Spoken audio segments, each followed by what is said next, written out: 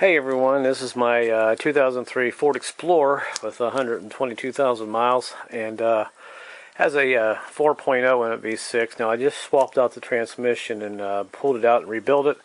Put back in, of course, the old frame bolts on the bottom of the frame. All of them, I think 3 of them broke off and one actually stayed in the frame. So what I'm going to do, I went out to the farm store. I'm going to show you how you can fix this. And really all you need is a little welder. I picked this thing up a couple years ago, probably for 80 to, I think it was $100.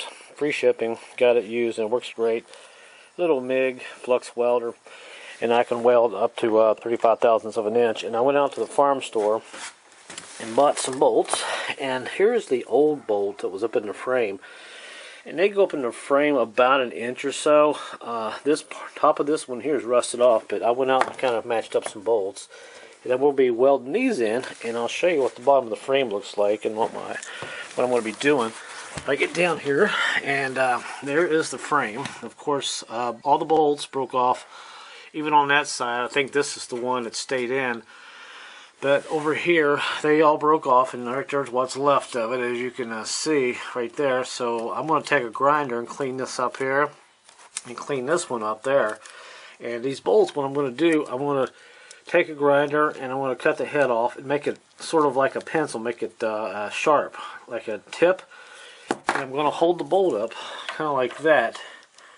I'm going to weld it to the frame, and it'll be a little bit sticking down, but the key is you got to make sure when you're welding the bolts back in there exactly where the old bolts are, because you don't have much clearance in those frame bolts where the holes are cut in.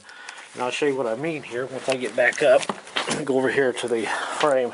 As you can see, there's the hole, and if I take one of these bolts out real quick, you can see it'll go through it, and there's a little wiggle room around there.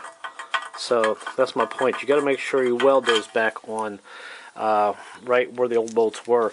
Now you can get a drill and probably try to drill it out, drill these bolts out, retap the frame. Hey, if that's what you want to do, go for it, because certainly is a lot of work and you're working upside down. So I just figured for me, a welder, this would be the best thing to do. And like I said, once I get the bolts started, right about there, get my light there, if you can see, right about there, and that'll give me plenty of clearance, and I can just go ahead and bolt the frame, the cross member right back up on the frame.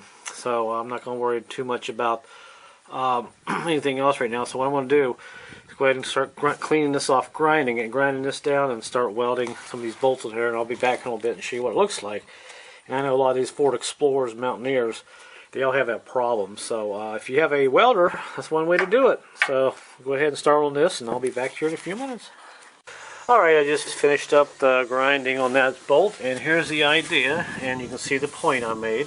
I'm going to hold it up on the frame, kind of like this, like that, and kind of weld the top of it there, tack it around. The reason I made it into a point is you want to get as much weld on the bolt versus the frame, and it really helps. And just make sure you get it on straight and tack weld that around there, and take your grinder and kind of grind off the excess. And that's about an inch long, so that should be plenty enough for that cross member on that transmission.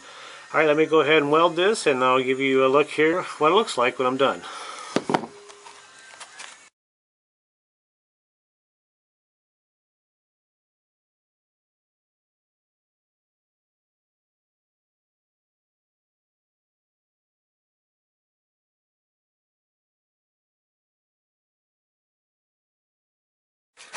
Hey guys, well, looks like I got my bolts in there on the frame. I welded them in, and looks pretty good. All 4 of them are in. Over there's the other 2. I don't know if you can see them or not. They're about 1.5 inches down. I'll make a 1/2 inch off. I don't know, but if you're going to work under here now, I've got to watch, because they will catch you, and you could get snag your clothes or something. What I had to do is typically I showed you earlier that I'd kind of ground the tip down to make it a little sharp.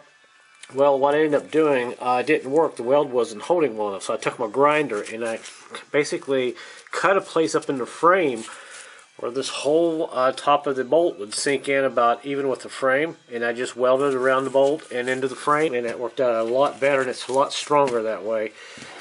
So if you're going to do that, that's probably the best thing to do, is come in there and kind of weld that like that. And that looks like it's going to hold pretty good, and I've already had my cross member up on there, and all the bolt holes line up now, so I'm in good shape. So all I'm going to do now is go ahead and hook my front drive shaft up, which it'll be a lot easier to do now with that frame out of there, that cross member. And go ahead and put my bolts in there, and see, other than that, that's about it. So I just want to show you guys, there's one way you can do that. But like I said, if you want to go ahead and drill those bolts out, go for it. That is quite a job, and more than likely you're not going to get those bolts out, but they're in there pretty good. And like I said, my welding's not the best, but it's in there, and I kind of tuck a grinder, and I kind of tuck the wheel and smooth that down where it's pretty flush. And that's the whole key when you cut up in the frame for that bolt, to get that bolt up in there. Make sure you cut in there far enough where the bolt will sink down pretty close to the edge of the frame where it's flush. That way when you put your cross member back in there, you won't have much of a gap there. And I've already put my cross member up on there, and I don't have any gap at all, so it worked out pretty good. Alright, that's it, guys. Good luck, and hopefully this will help somebody out, and good luck on your Ford Explorers and all that. It seems like all the Ford Explorers have this problem, and no matter what you do, you soak oil on the bolts all night, they still break. But that's one way to fix it. So good luck, guys, and thanks for watching.